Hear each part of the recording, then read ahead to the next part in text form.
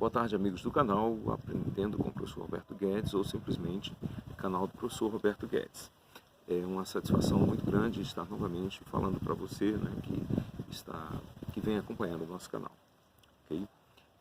Hoje eu pretendo tratar de um tema bem específico. Eu citei aqui no meu último vídeo a questão do ambientalismo, né? E então eu hoje pretendo trazer um tema específico sobre esse assunto. Eu gostaria de falar hoje sobre algumas coisas que nós ouvimos costumeiramente na mídia.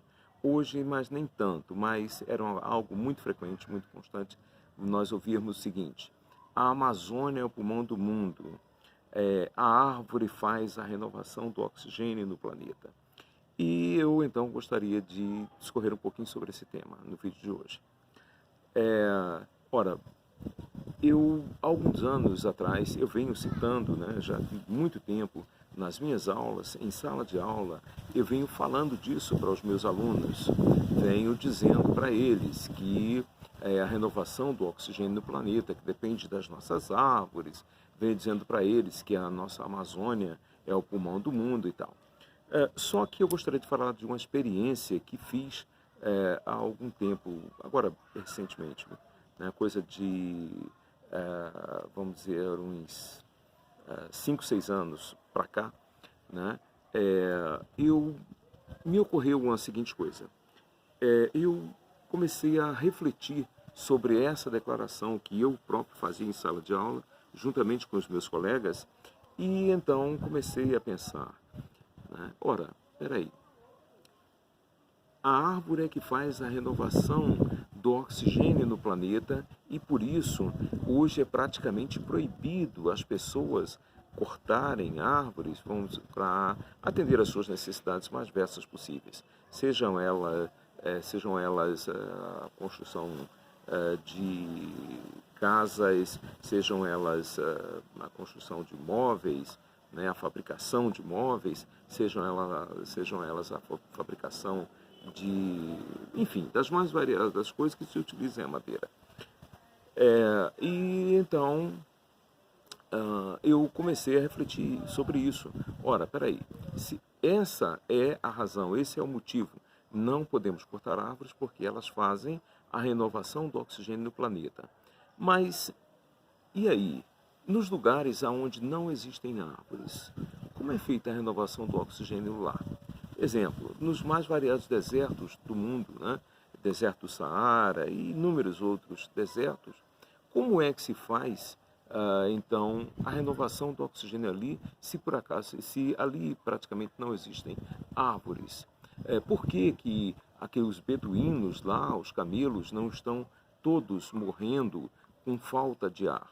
Pelo contrário, a ventania lá é tamanha que os beduínos são obrigados a usar até uma faixa na cabeça para, de repente, começar uma tempestade de areia no deserto, né, uma tempestade de vento, né, muito forte, que levanta uma quantidade muito grande de areia, eles poderem, então, proteger os olhos, nariz, ouvidos, né, de toda aquela areia, né, causada pela força do vento. E aí, se lá não tem árvore, quem é que faz isso? Quem é o responsável por isso? E aí, então, comecei a analisar esse ponto e digo, não, eu acho que tem coisa aí que não está batendo muito bem. E fui procurar, e fui pesquisar. Né? E então, após muito procurar, nós chegamos ao ponto, né? Chegamos ao ponto de que aquilo, o que nós repetimos em sala de aula por ouvir da mídia e muitas vezes até no nosso livro didático mesmo, né? Isso não é verdadeiro. Né? Infelizmente, não é verdade.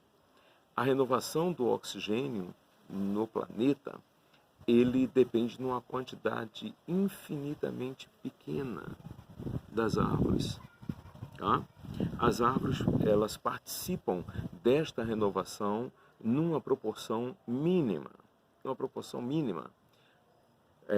E então, professor, quem é que faz essa renovação do oxigênio, quem faz essa troca gasosa no planeta, se as árvores não fazem, né? Eu não estou dizendo que elas não fazem.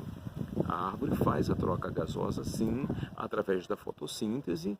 A árvore, ela faz o papel inverso ao da respiração humana. Ela inspira, vamos dizer assim, entre aspas, né? Ela inspira o gás carbônico e expira o oxigênio, fazendo o inverso da respiração. Por favor, aí a palavra inspiração não é aí a mais adequada, mas você entenda isso aí apenas para ficar mais fácil o entendimento, né? A árvore, ela retira o gás carbônico da atmosfera, do ar, né? Do ar que está à nossa volta, retira o gás carbônico e devolve oxigênio, que é o oposto da respiração de nós, animais, né? Todos os animais, de uma forma geral, todos nós animais. Tá? E, então,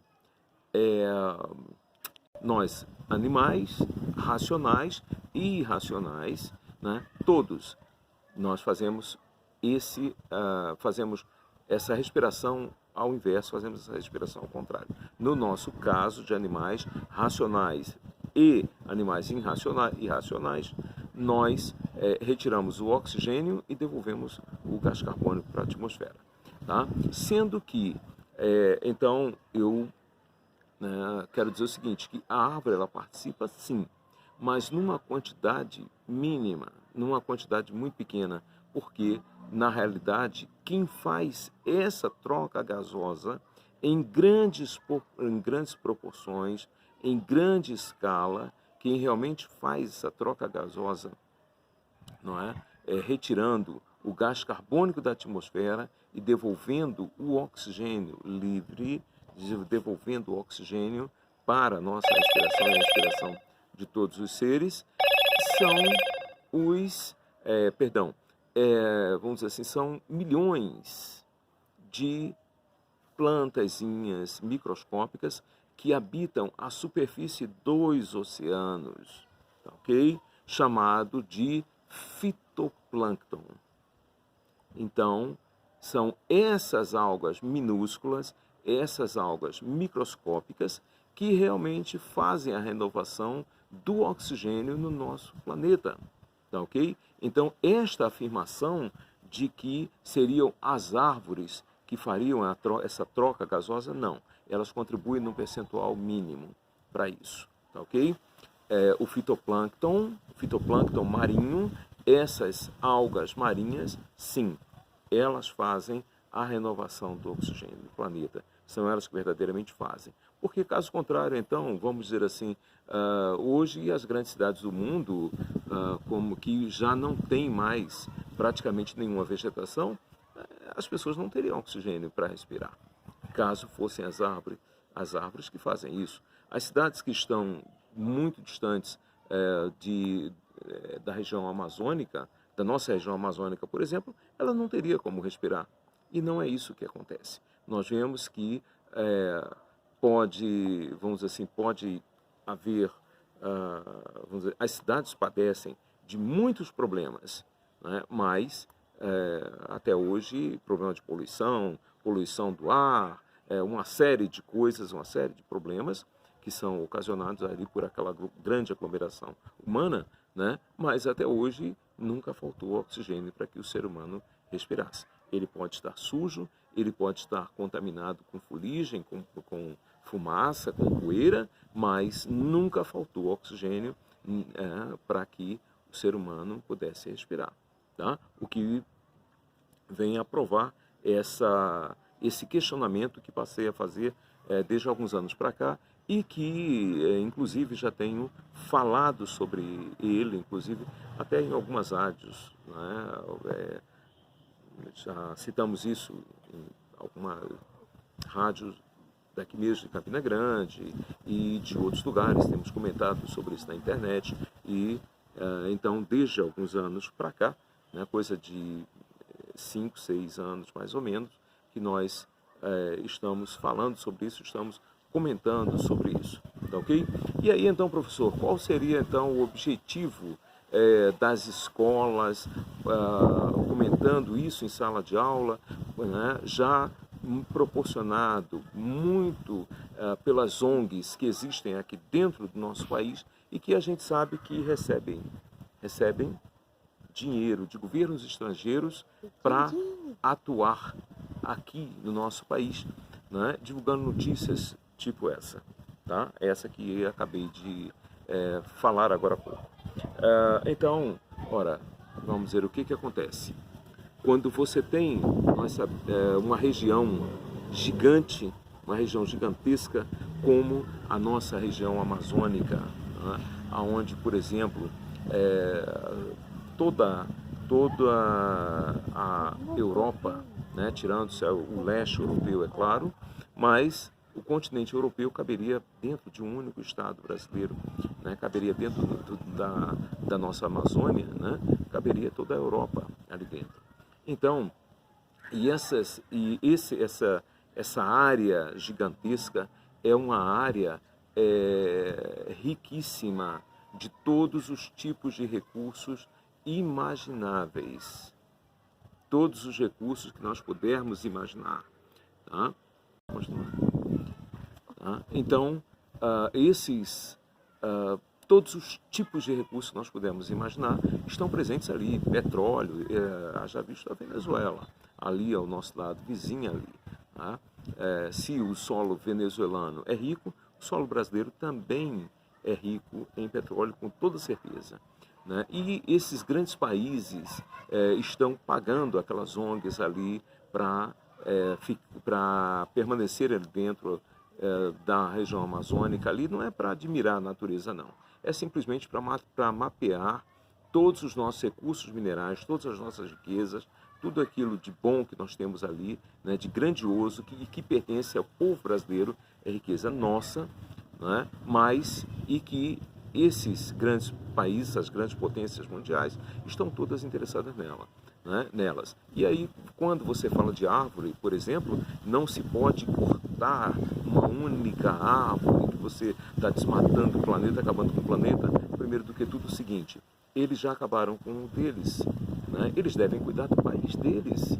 Eles devem cuidar lá. Eu acho que eles devem começar a desmanchar uma parte das suas cidades para plantarem árvores lá nos seus países de origem, né? Se for o caso, já que eles estão tão preocupados assim, né, com a preservação do meio ambiente. Eu acho que eles devem começar a derrubar algumas casas, né, prédios, coisas assim, e plantar árvores lá nos seus países de origem, né? Porque no nosso, eu acredito que o povo brasileiro do nosso país, o nosso povo é quem cuida, né? A nossa soberania, né, foi falado no vídeo anterior sobre a nossa soberania. Então, e aí então, vamos dizer assim, o objetivo desse seria o quê? Seria o objetivo, com toda certeza, manter o solo encoberto para que as riquezas permanecessem desconhecidas do nosso povo e, algum dia, então, quando eles se juntarem lá fora para vir invadir o nosso território, então todas essas riquezas estarem guardadinhas e preservadas, esperando por eles. Não são as árvores que os interessa, não. São as nossas riquezas. As árvores podem ter algum objetivo também para exploração econômica também, porque afinal de contas elas também constituem uma riqueza, né? Mas com certeza são as nossas riquezas minerais que interessam aí a esses países, a essas grandes potências, ok? Então, eu vou finalizando o vídeo de hoje aqui dizendo para você que não se esqueça de se inscrever no nosso canal, se você ainda não for inscrito, tá ok? Se inscreva no nosso canal, deixe o seu like e compartilhe esse vídeo nas suas redes sociais, ok? Muito obrigado e até o próximo vídeo.